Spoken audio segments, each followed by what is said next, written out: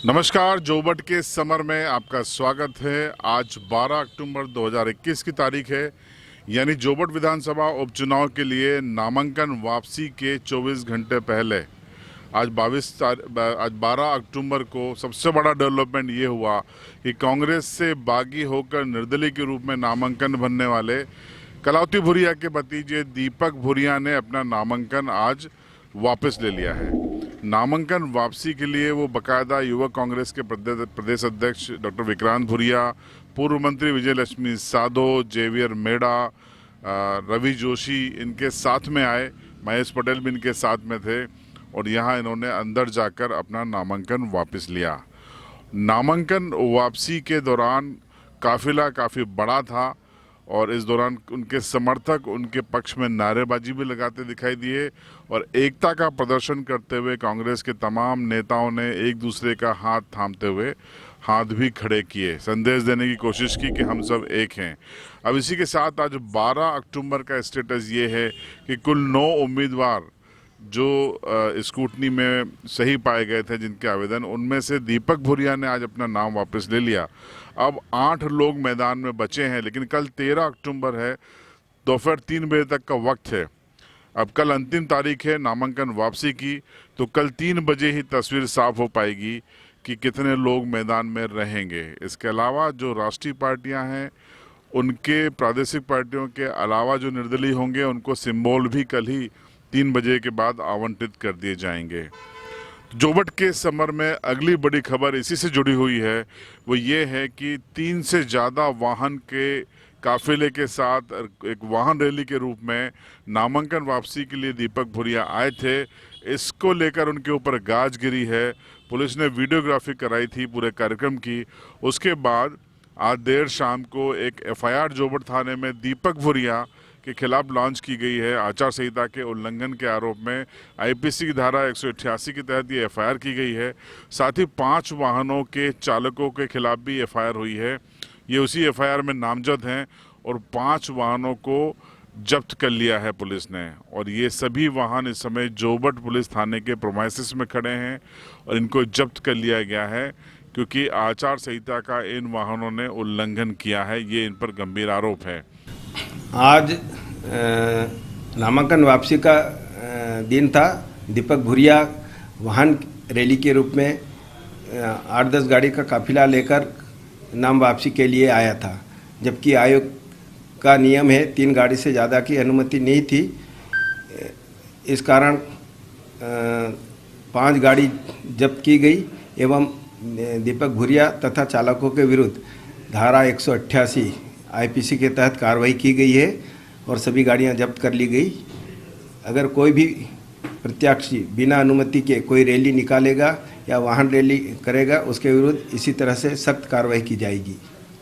तो दीपक भूरिया की एक तरह से हम कह सकते हैं कि सियासत में एंट्री हो गई है। कहा जाता है कि जिस पर 188 की एफआईआर शुरू हो जाती है वो नेता बन जाता है, नेता बनने की उसकी शुरुआत हो जाती है।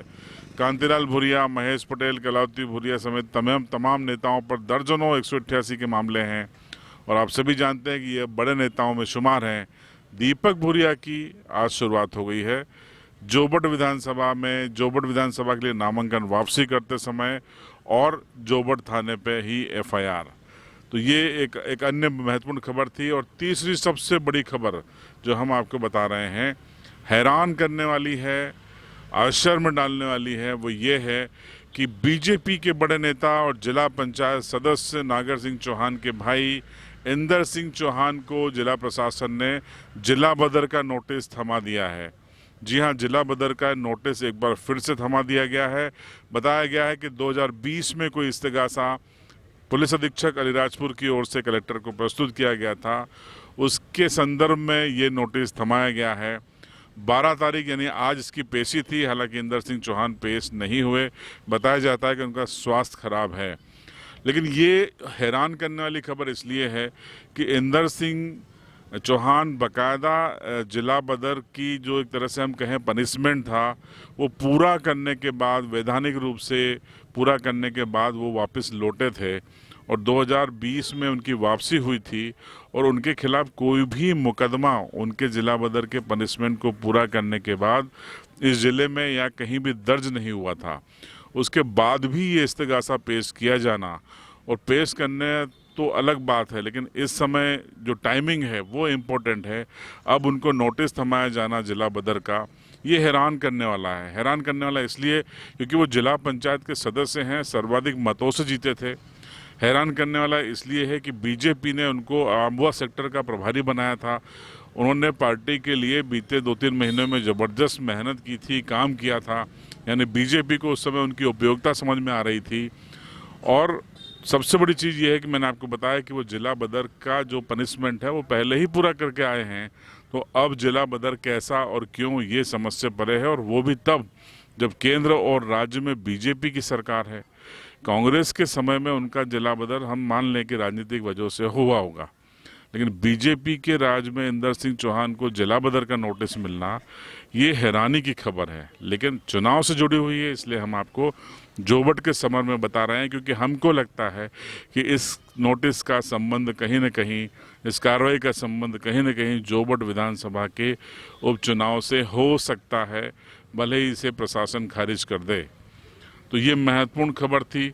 और आपको बता दें कि इंदर सिंह चौहान ने न सिर्फ पार्टी के लिए काम किया, बल्कि सभी ने देखा कि कोरोना के मुश्किल काल में उन्होंने ग्रामीण क्षेत्रों में जाके लोगों की मदद की। जब वैक्सीन के लिए लोग तैयार नहीं हो रहे थे, प्रशासन हाथ पैर मार रहा था, प्रशासन एक तरह से विफल था, तब यही इंदर सिंह चौहान गांव फलियों में जाके लोगों को इकट्ठा करके संवाद करते थे, समझाइश देते थे कि वैक्सीनेशन क्यों ज़रूरी है। तो इन सब चीज़ों के बावजूद भी इंदर सिंह चौहान को जिला बदर का नोटिस थमा देना, कार्रवाई शुरू कर देना, और वो भी तब जब बीजेपी चुनाव मैदान में है और इंदर सिंह जैसे नेताओं की ज़रूरत है बीजेपी को, उस समय ये नोटिस हैरान करने वाला भी है, परेशान करने वाला भी है और सोचने पे मजबूर करने वाला भी है। आप क्या सोचते हैं इस नोटिस पे, कमेंट बॉक्स में ज़रूर बताइएगा, और इसके पीछे की वजह हमें पता चलेगी तो हम भी अगले वीडियो में आपको ज़रूर बताएंगे। एक अन्य जोबट के समर में एक अन्य महत्वपूर्ण खबर आती है, वो ये है कि दीपक भुरिया, जिन्होंने आज अपना नामांकन वापस ले लिया, उन्होंने आज हमसे बातचीत में एक बड़ा खुलासा किया। उन्होंने कहा कि पार्टी की चिंता तो अपनी जगह है, जिसके कारण वो नाम वापसी कर रहे हैं, लेकिन उनको कमलनाथ की ओर से आश्वासन मिला है, ये उन्होंने कहा था जब मैंने उनसे बातचीत की थी। और जब मैंने उनसे पूछा कि ये आश्वासन क्या था, तो उन्होंने कहा कि 2023 में को लेकर कमलनाथ ने उनको आश्वासन दिया है। संदेश साफ था, उनका कहने का आशय साफ था कि 2023 में कमलनाथ ने उनको टिकट देने का आश्वासन दिया है। पहले आप इस पूरी बातचीत को छोटे से अंश को सुन लीजिए। दीपक जी, ऐसा क्या हुआ, आप पहले नामांकन आपने फाइल किया और उसके बाद वापस ले लिया? जी, कांग्रेस परिवार को लेके थोड़ा बहुत मैं चिंतित था। जो हम थोड़े अलग चले गए थे, मान सम्मान की जो बात आ गई थी, उसी के चलते, और जैसे ही आदरणीय कमलनाथ जी का फ़ोन आया, मुझे उनने आश्वासन दिया, इसी को देखते मैंने फॉर्म वापस लिया। और मैं भुरिया परिवार का हूँ और हमेशा रहूँगा कांग्रेस पार्टी में। क्या आश्वासन दिया कमलनाथ जी ने? जी, 2023 का उनने आश्वासन दिया। तो आपको समझ में आ गया होगा कि राजनीति में क्या होता है और कैसे चीज़ें एकदम से बदलती हैं, और कमिटमेंट के मायने क्या होते हैं, ये 2023 में हम देख लेंगे। तो जोबट के समर में आज इतना ही। आज हमने दिन भर के घटनाक्रम को आपको बताने की कोशिश की। इस तमाम घटनाक्रम पे आपकी क्या राय है, कमेंट बॉक्स में बताएं। चैनल को सब्सक्राइब करें और बेल आइकन दबा दें। और कल जोबट के समर में हम आपको बताएंगे नामांकन के अंतिम दिन का हाल, सिर्फ झाबुआ अलीराजपुर लाइव पर।